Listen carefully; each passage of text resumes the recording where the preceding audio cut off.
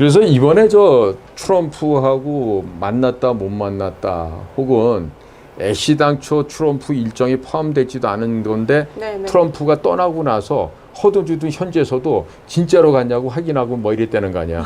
계속 조율 중이다 이렇게 거짓말 해오다가 네네. 막상 트럼프가 워싱턴으로 돌아갔다 그러니까 사실이에요. 그리고 사방을 헤매고 다녔다는 거 아니야, 한국 애들이.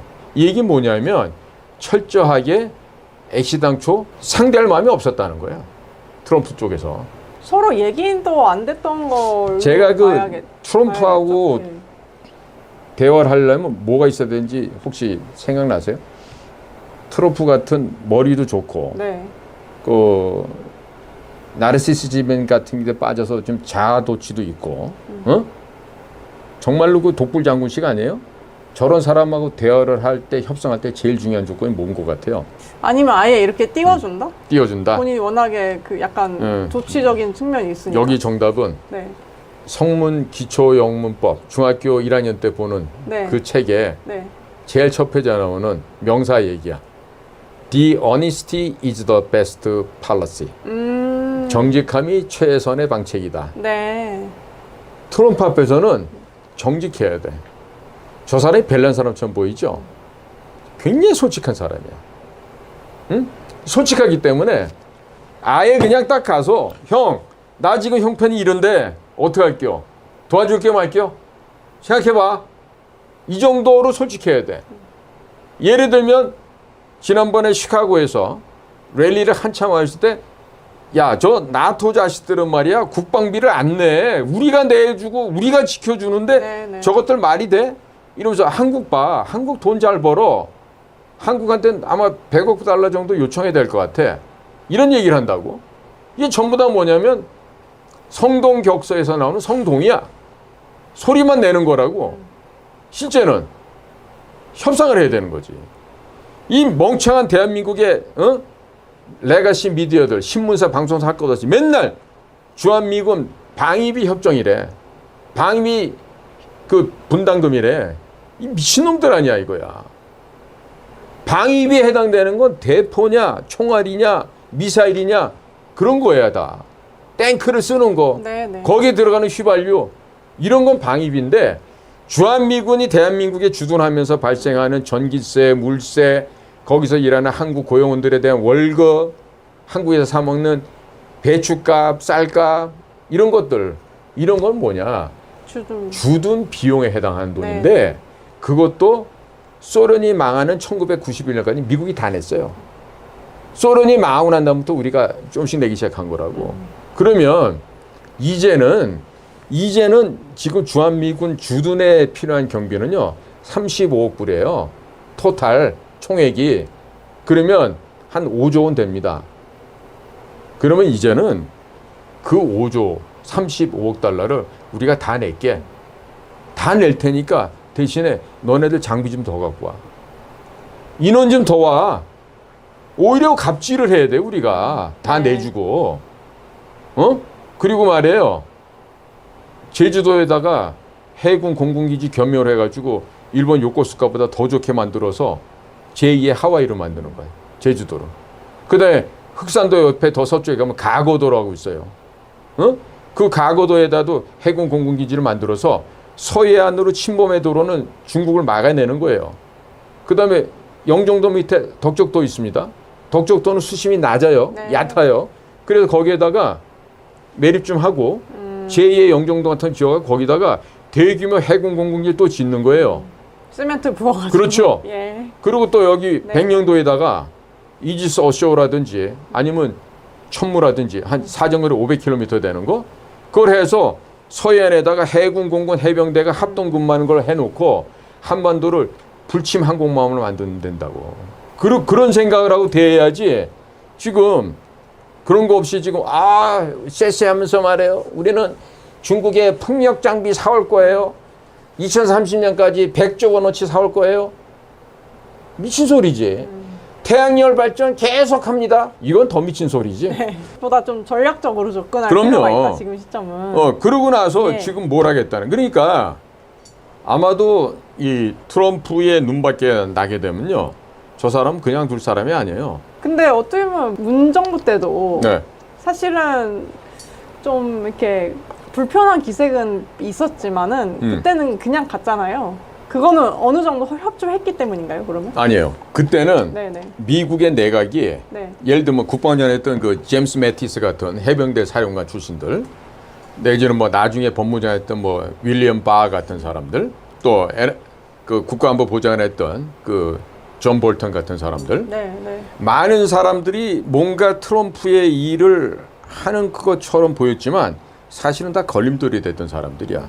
방해를 했었던 사람들이야. 그래서 네. 그 인사가 제대로 이루어지지 않아갖고 트럼프 일기 때는 네. 하는 것마다 좌충우돌이 됐었어.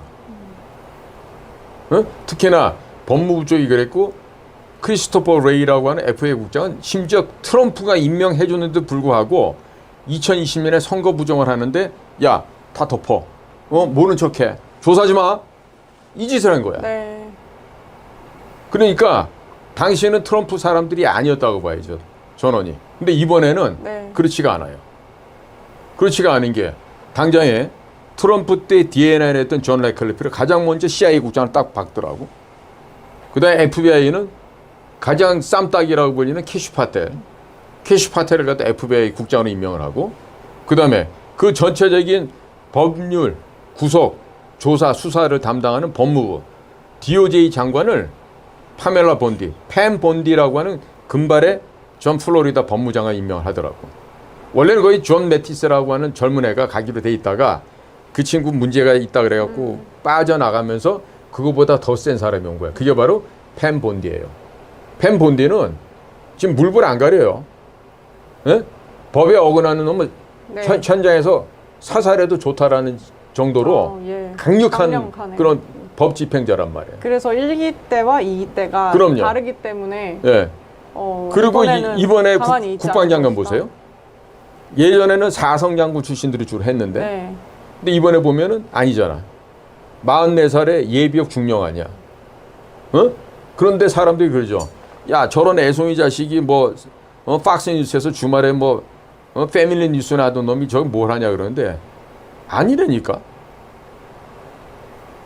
그 애송이라고 생각하는 그 피트 헤그세스 국방장관은 미국의 그린베레 출신이야. 네.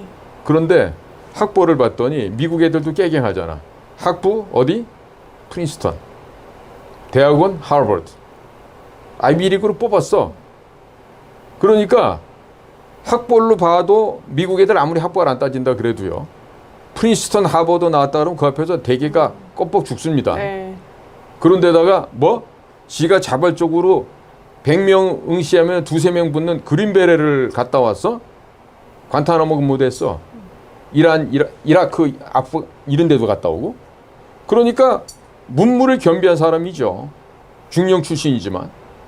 그러니까 그런 사람을 갖다가 애국주의자, 충성주의자라니까 해서 똥별도 다 쫓아내는 거 아니야.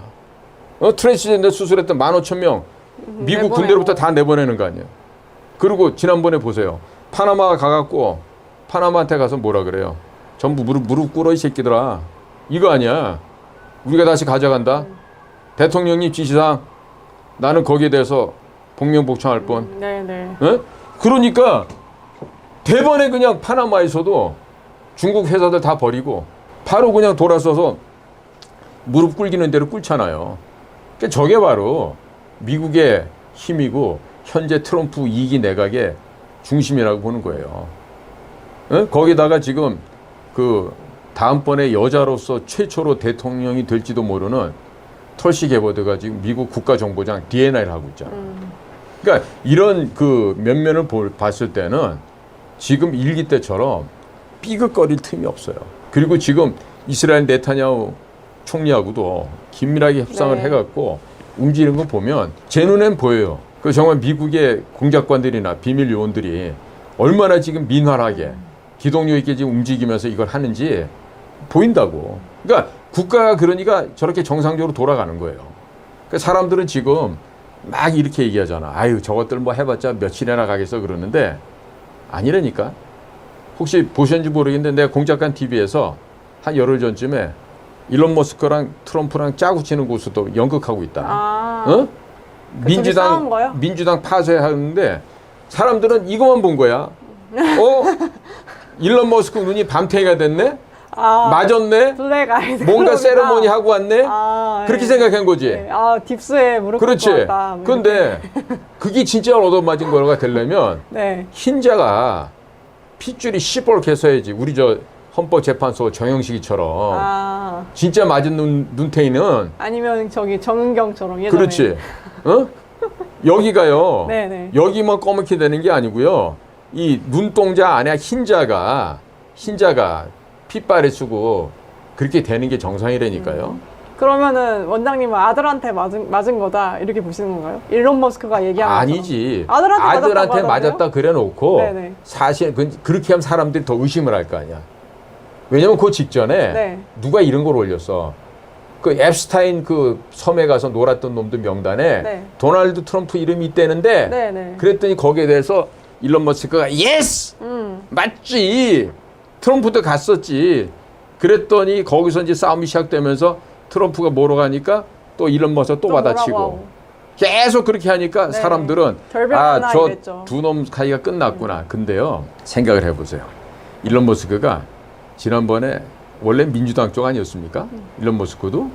근데 트럼프에다가 얼마를 지원했죠? 제가 아마 대략적으로 공식적으로 나온 건 한 3억 달러 정도 될걸? 실제는 더 되겠지. 그러면 모든 건 돈이 말해주는 겁니다. 일론 머스크가 바보가 아닌 이상 3억 달러 이상을 트럼프한테다가 정치하면 됐는데 트럼프하고 지금 6개월도 안 지났는데 결별한다? 바보예요? 그러다 보니까 지금 상태는 어떻게 돼 있어요? 주가 빠졌던 거 다시 다 올라갔죠? 네. 예? 그리고 다시 지금 더치 일을 갖다 거지거방 끝내가면서 테슬라로 다시 복귀하는 데도 명분이 생기죠. 그러니까 민주당원들의 한 36% 정도로 빼왔다 그러잖아요. 중도에 있는 사람들로 하면 50% 정도 빼오고 그럼 대략적으로 그 많은 사람들을 빼내서 새로운 신당, 미국당, 아메리카 파티를 만든다는 거 아니에요. 그래서 민주공화 양당이 아니라 아메리카 공화 양당 체제로 가거나 아니면 네네. 아메리카당과 공화당이 연대해서 네. 민주당을 한 5% 내지 10% 정도 스몰 정당으로 만들어버릴 거라는 거야. 그러니까 트럼프 대통령이랑 응. 일론 머스크랑 싸우는 걸 하면서 그렇지. 일론이 뭔가 갈라서는 것처럼 해서 그렇죠. 얘가 이제 그 그래 아메리카당 만든다 빠진다? 했다니까. 그러니까 사람들은 네, 아, 네. 저 자식이 반대고 지금 뛰쳐나가는구나. 둘이 브로맨스 끝났구나. 다 이렇게 생각해서 지금 그래서 내가 우리 유튜브에도 이렇게 보면은 네. 둘이 끝났다라고 박수 치는 놈 많았어. 어? 박수는 외치는 건가요? 드디어 그러니까 일론 잘 나왔다 이런 건가요? 그러니까 잘 사는 새끼 꼬꾸라진다니까 좋아했겠지. 그러니까 나쁜 심보지 그러니까. 네네. 어? 그런데 그걸 알아야지. 니들 대가리 지능 지수가 그만큼 모자이기 때문에 트럼프와 일론이 짜고 있는 그 계획은 못 보는 안 거지. 보이는 거다. 마치 또 그렇게 들으니까 동의 안 하시는 분들도 많겠지만 아니. 윤 대통령이랑 한동훈 장관 같이 아니 같기도 하네요. 이미 사과했잖아. 일론은 네네. 공식적으로 사과했고 그렇죠. 다시 또 그다음에 이렇게 화해하는 터커 칼슨도 헛소리 좀 했다가 네. 또 공식적으로 또 모습도 사과하고. 보여주고 그랬죠. 응. 그래서 그냥 우리나라는 주가랑 코인을 잠깐 다시 조정하기 위함 아니었냐 이런 윤석열하고 얘기도 있고. 한동훈은 네. 트럼프와 일론 머스크 사이 같지 않아요. 다르다. 저거는 완전 살모사 예. 자식이지. 뚜껑이는. 네. 절대로 그런 그 거룩한 관계에 그런 지저분한 독사를 갖다 들이대시면 안 돼요. 거룩한 관계. 네. 알겠습니다. 네. 네.